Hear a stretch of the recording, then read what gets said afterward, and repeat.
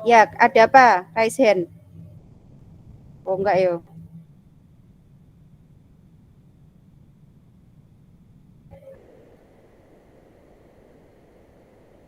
Kelihatan ya? Kelihatan ya, Mas Ian? Iya, iya. Oke, Bu. Oke, ya. Jadi karena memang ini istilahnya itu kita di dunia maya, jadi ya seperti ini pembelajarannya. Oke, kita lanjutkan. Adapun tujuan IPAS di situ diharapkan kalian dapat menerapkan pola pikir, perilaku, dan membangun karakter yang mana peduli dan bertanggung jawab. Terus kemudian inti yang paling utama itu nantinya kalian dapat menemukan solusi dari masalah-masalah yang dihadapi melalui sains baik masalah individu maupun masyarakat. Jadi nanti kalian di sini diminta untuk berpikir secara ilmiah. Kemudian misalkan bikin makalah kayak gitu. Nanti kedepannya itu akan berfungsi sekali. Misalkan nanti ada project ya, di sini sistemnya ada project. Jadi nanti kita menyelesaikan misalkan tentang capaian yang kita pelajari, misalkan sebentar makhluk hidup dan lingkungannya seperti ini. Nah ini nanti ada project yang di materi ini, misalkan kayak gitu. Terus nanti kalian diminta untuk membuat laporan. Simpel-simpel aja, kalau saya itu simpel-simpel aja, namun nanti semakin ke belakang semester itu semakin diperbaiki. Jadi jangan takut kalian untuk kok sulit, enggak. Saya selalu memahami kalau mungkin kalian ada kesulitan atau kendala seperti itu. Terus kemudian juga ini materinya selain makhluk hidup dan lingkungan ada zat dan perubahannya. Kemudian ada energi dan perubahan, ada bumi dan antariksa. Nah ini kalian baru ya, ini ada kita mempelajari tentang bumi dan juga antariksa. Ini keren ini, pelajarannya asik yang ini. Kemudian keruangan dan konektivitas antar ruang dan waktu.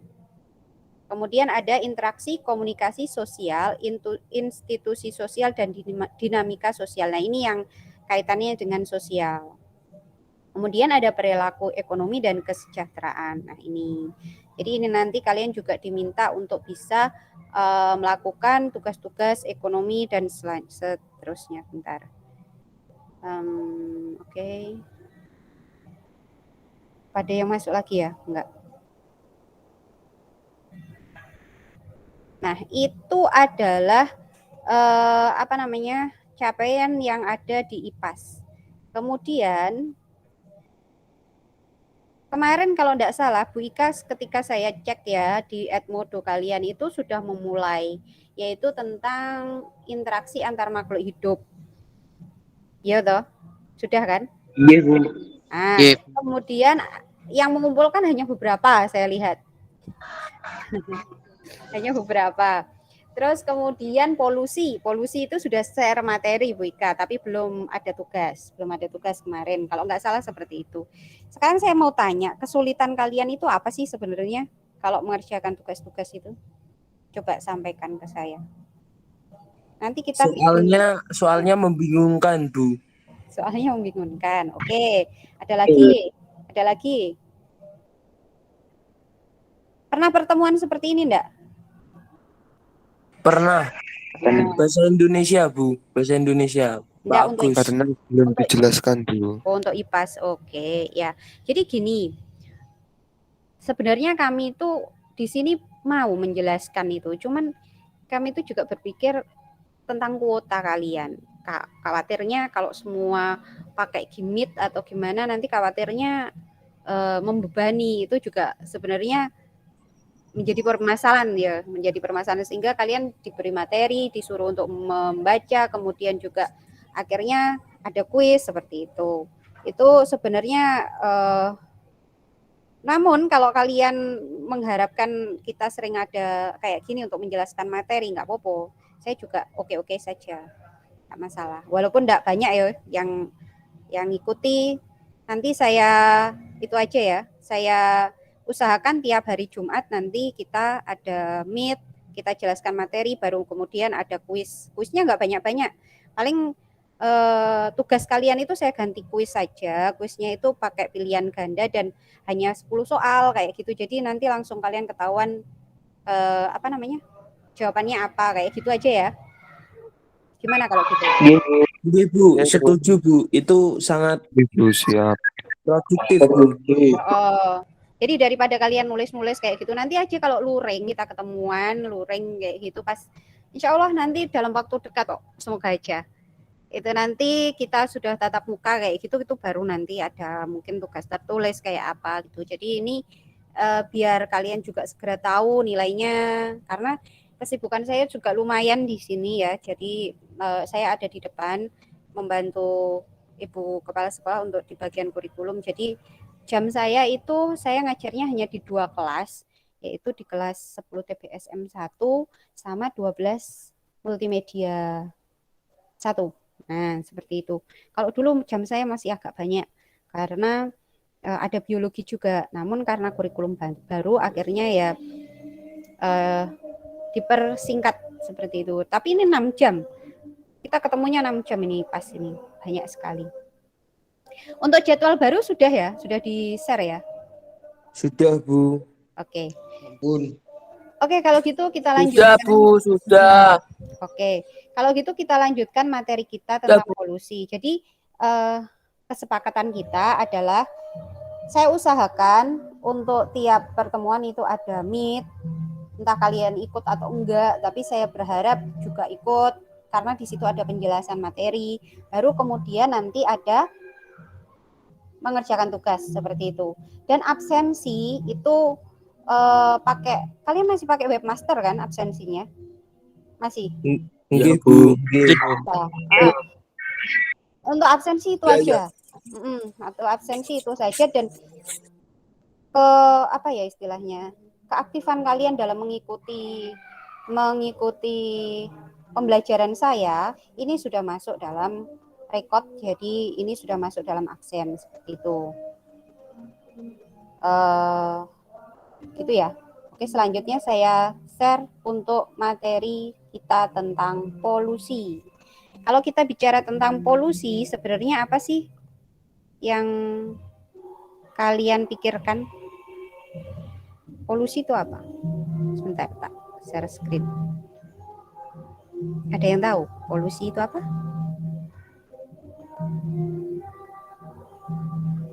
Apa sama dengan polisi? Sama dengan polisi?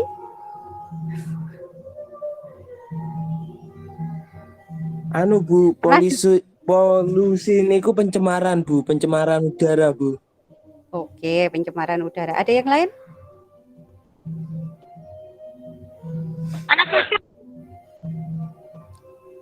Oh ya, sebelumnya mau tanya, ini di sini ada perempuannya apa enggak kelas ini? Enggak ada. Maksud saya Lagi semua ya. laki semua. Enggak ada, Bu. Ada, Bu, Wan Ulin niku. Oke, kelihatan ya screen-nya? Ampun. Oke, ya. Jadi di sini polusi seperti yang telah dibagikan oleh Bu Ika di materi sebelumnya. Kalau kalian download kalian sudah punya ini. Jadi polusi itu adalah bentar. Kok gede men. Masuknya atau dimasukkannya makhluk hidup, zat, energi, dan atau komponen lain ke dalam lingkungan oleh kegiatan manusia sehingga kualitasnya turun sampai tingkat tertentu yang menyebabkan lingkungan tidak dapat berfungsi sesuai peruntukannya. Nah, ini artinya bahwa jika ada suatu zat sembarang pokoknya, zat itu masuk ke dalam lingkungan dan itu penyebabnya manusia.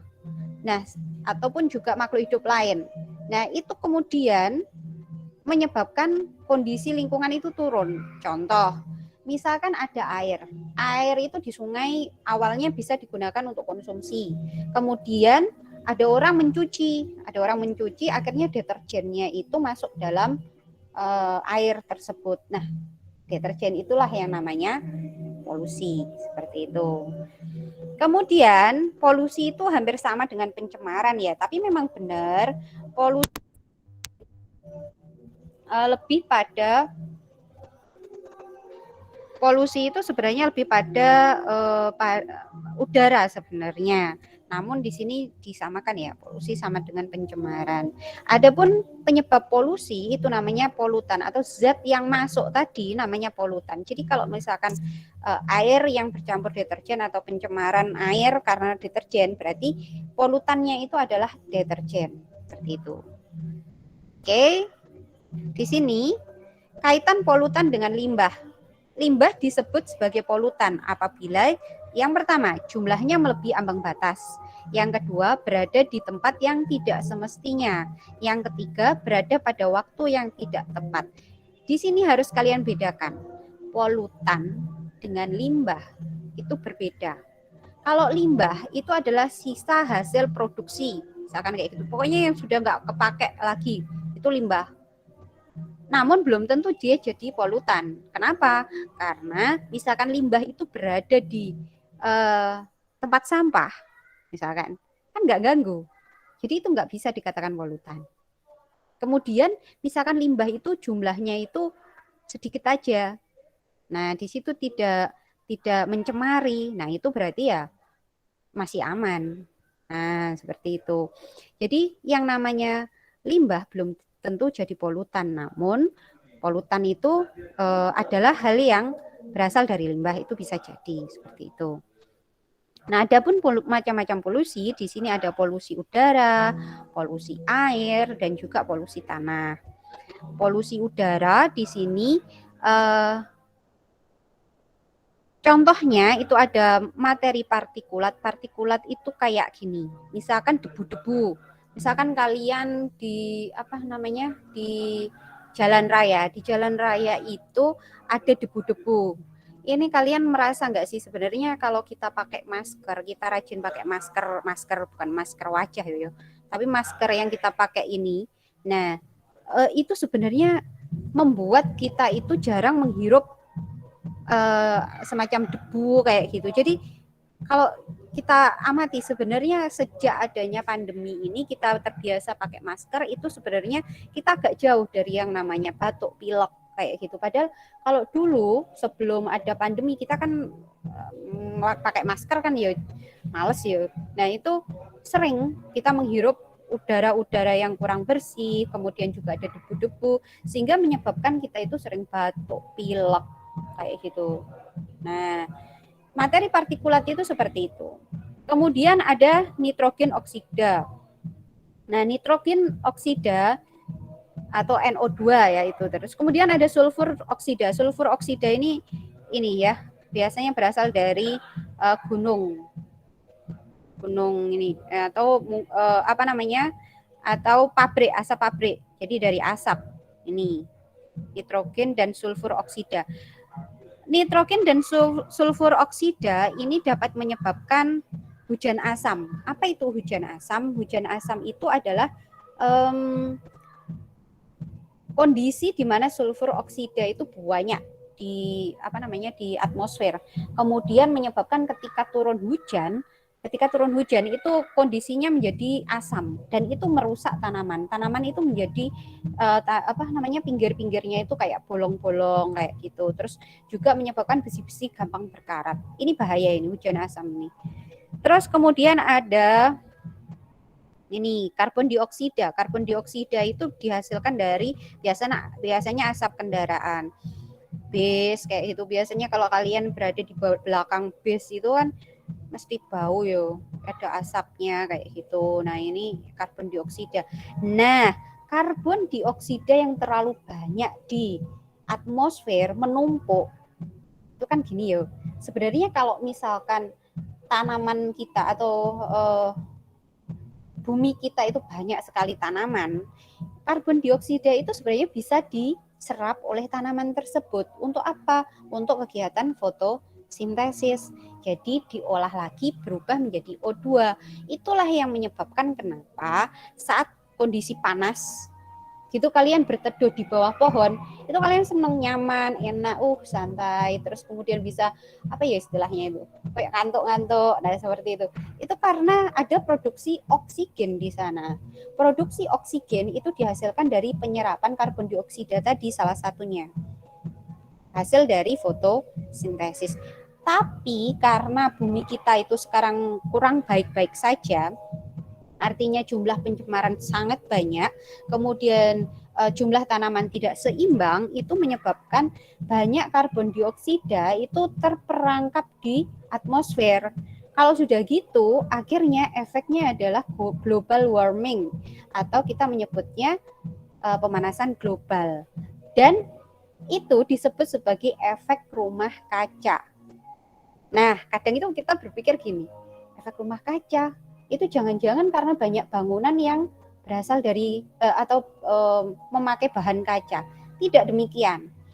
Jadi kenapa disebut efek rumah kaca? Itu memang diasumsikan atau disamakan bahwa kalau kita berada di dalam rumah kaca kan panas ya, tapi panasnya kan nggak langsung berasal dari matahari gitu, nggak, tapi ungkep.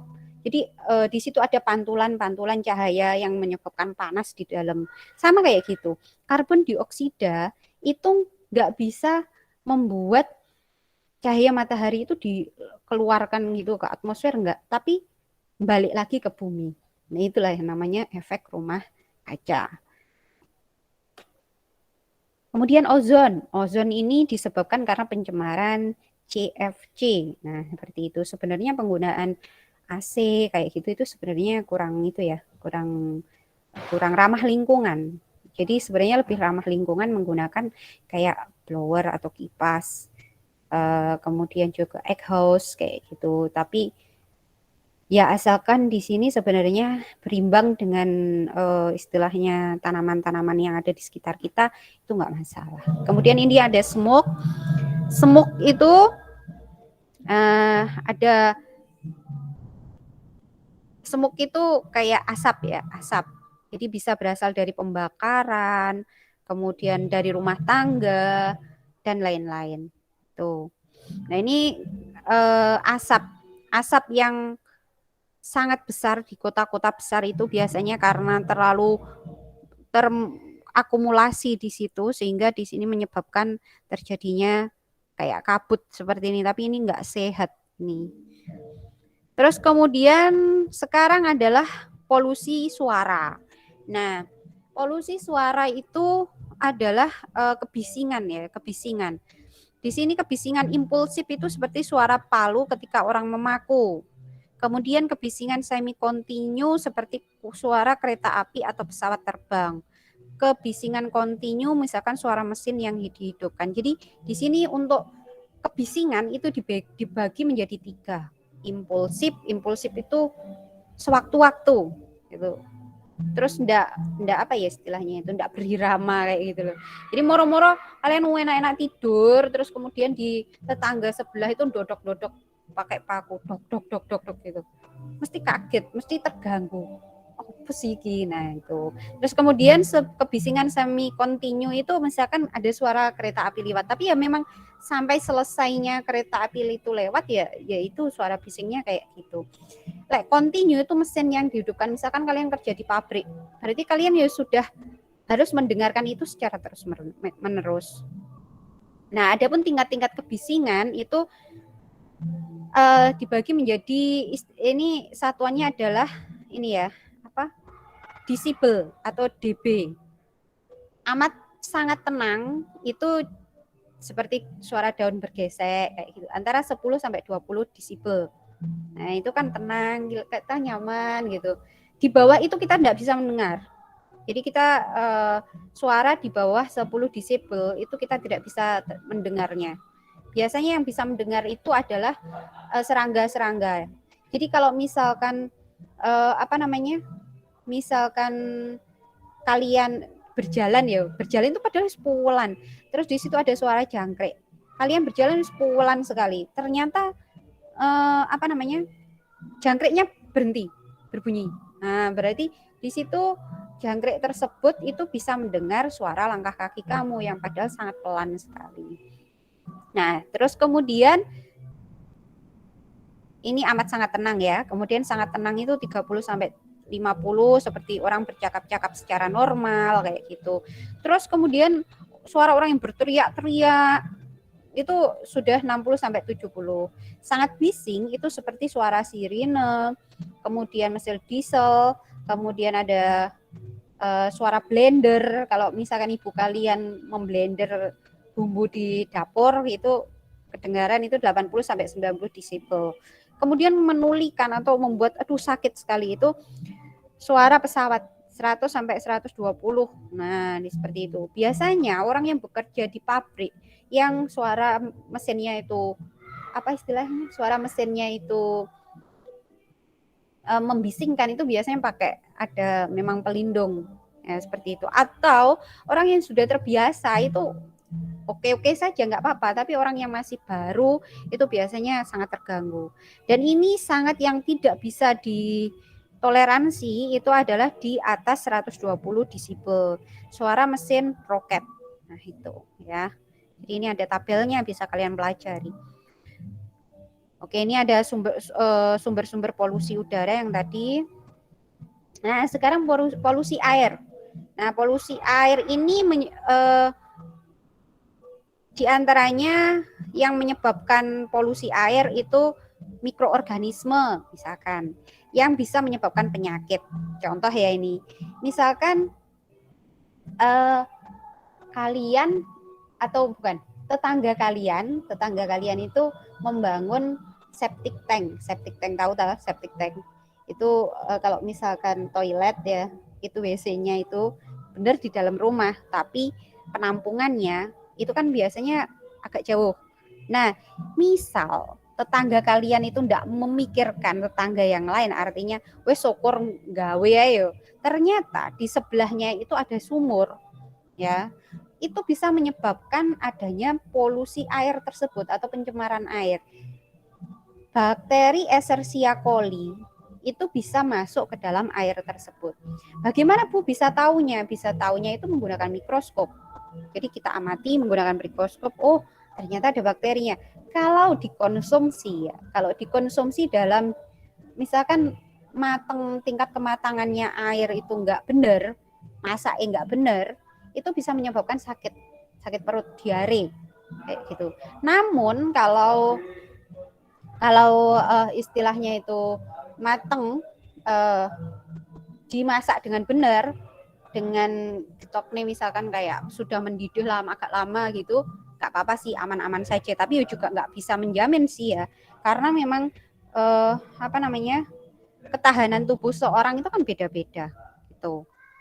Terus kemudian di sini selain ada mikroorganisme, di situ misalkan ada bahan kimia, kemudian ada nutrien tumbuhan. Nah, pupuk itu juga bisa menyebabkan tercemarnya lingkungan.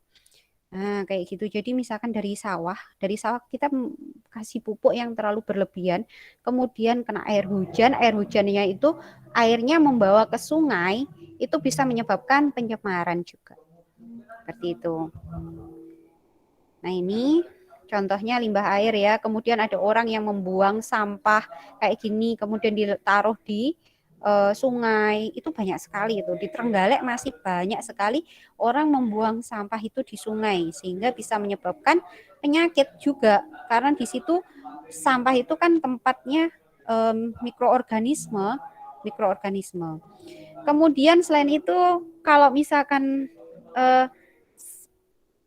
di laut itu misalkan terjadi kapal yang misalkan terjadi kerusakan sehingga olinya itu tumpah ke laut. Nah, itu pun juga bisa ini ya, kayak gini misalkan ini contohnya, ini ada oli atau limbah pabrik masuk ke air, nah itu bisa menyebabkan kematian dari organisme yang ada di perairan.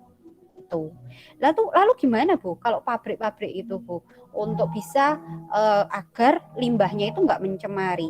Caranya itu adalah harus ada sistem yang mana limbah itu enggak boleh langsung dibuang ke sungai. Jadi harus diolah terlebih dahulu sehingga kalaupun air itu dibuang ke sungai masih aman kayak gitu. Nah, ini bahan kimia ya. Jadi kayak gini. Ini kalau misalkan terjadi tumpahan minyak di laut, piye iki ngresiki ini? Kan ya ora mungkin enek sing ngeduki laut kayak gitu kan nggak mungkin ya. Jadi itu bisanya menggunakan mikroorganisme. Mikroorganisme itu nanti akan mengikat minyak-minyak tersebut sehingga bisa menjadi bersih kayak gitu. Jadi ada mikroorganisme tertentu yang mana mikroorganisme itu hewan yang ukurannya kecil. Nah, itu macam-macam kan. Nah, itu bisa mengikat si minyak tersebut sehingga bisa membersihkan laut. Tapi waktunya nggak bisa singkat, mesti lama sekali. Nah, itu. Kalau sudah pencemaran laut itu susah sekali. Kasihan itu ikan-ikan besar, ikan-ikan kecil itu pada mati itu kasihan sekali. Nah, oke. Ini ya, sudah ya.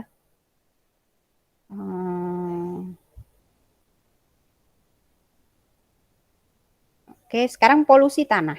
Nah, ini limbah padat itu sampah-sampah, bisa sampah rumah tangga kayak gitu, nggak ada sistem orang yang mengolahnya. Jadi kalau mungkin sudah ada sistem kan, ada tukang sampah yang mengambil ya, kemudian sampahnya ditaruh di TPS dulu, setelah ditaruh di TPS kemudian ditaruh di TPA, tempat pembuangan sampah akhir. Nah, di sana baru terjadi pengolahan, kalau itu sudah benar.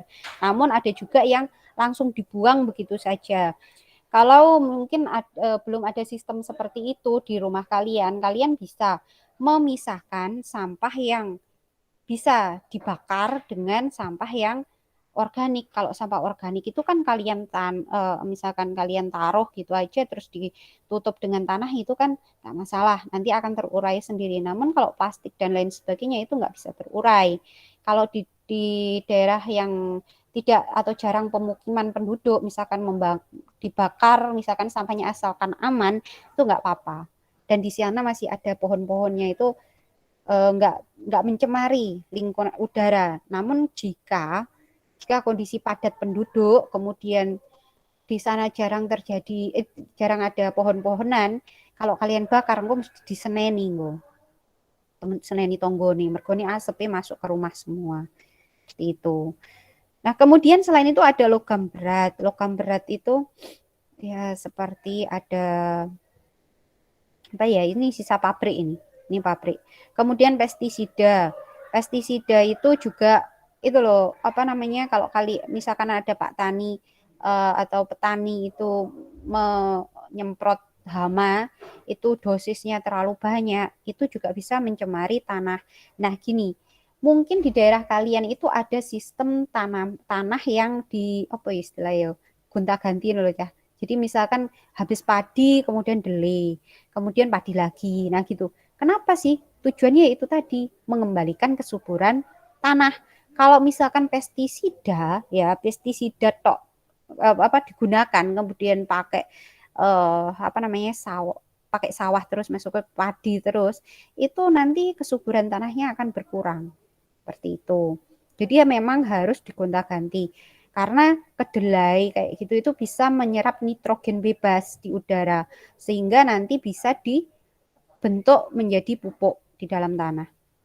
Seperti itu. Nah, ini ya, kalian bisa melihat sendiri. Nah, ini tidak perlu untuk tugasnya. Itu kalian nanti insya Allah ini sebentar lagi ya, nanti jam 9.30 itu kalian akan ada kuis, hanya 10 soal. Itu ada kaitannya dengan penjelasan saya tadi. Tuh. Oke, sekarang ada yang kalian tanyakan, silakan. Ada yang belum jelas? Halo, masihkah kalian mendengarkan saya? Masih, Bu. Oke. Masih, Bu. Masih, Bu. Masih. Ada yang kurang jelas apa enggak? Masih. Sudah, Bu. Sudah. Sudah cukup ya? Sip. Ya. Jadi kalau sudah, nanti setelah ini nanti jam 8.29 kalau enggak salah, itu sudah saya share untuk tugas kuisnya. Ini nanti hasil rekamannya insya Allah akan saya upload. Nanti kalau teman kalian ada yang hari ini tidak, ini saya screenshot dulu ya. Hari ini tidak mengikuti, itu kalian boleh memberitahu link tersebut ke teman kalian, kemudian nanti biar dilihat. Tapi syaratnya harus bukan nge-like ya, kalau nge-like nggak kelihatan. Harus komen. dek postingan itu teman kamu. Kalau sudah komen berarti anggap oh sudah ngikut gitu. Itu teman kamu yang nggak ikut ini tadi. Oke, Kalau yang paham? ikut Bu, kalau yang Nah, itu ikut. nggak usah karena kan ini sudah kelihatan ya sopo-sopo yang ikut. Iya Bu, siap. Hmm. Siap, makasih. Oke, ada yang Iya, ditanyakan Bu. lagi? Ya ada? Apakah sudah cukup Bu pembelajaran hari ini? Sudah cukup. Jadi kalau ini selesai, ini nanti kalian tinggal mengerjakan kuis saja. Sekitar 5 menit lagi akan launching. Habis itu udah selesai. Tinggal nanti pelajaran selanjutnya mungkin ada Bu Erna juga ya yang mau meet ya. Iya Bu, Iya, makasih. Bu. Oke, kalau gitu saya akhiri sekian dulu. Assalamualaikum warahmatullahi wabarakatuh. Waalaikumsalam warahmatullahi wabarakatuh.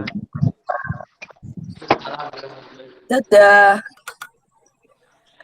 Tetap.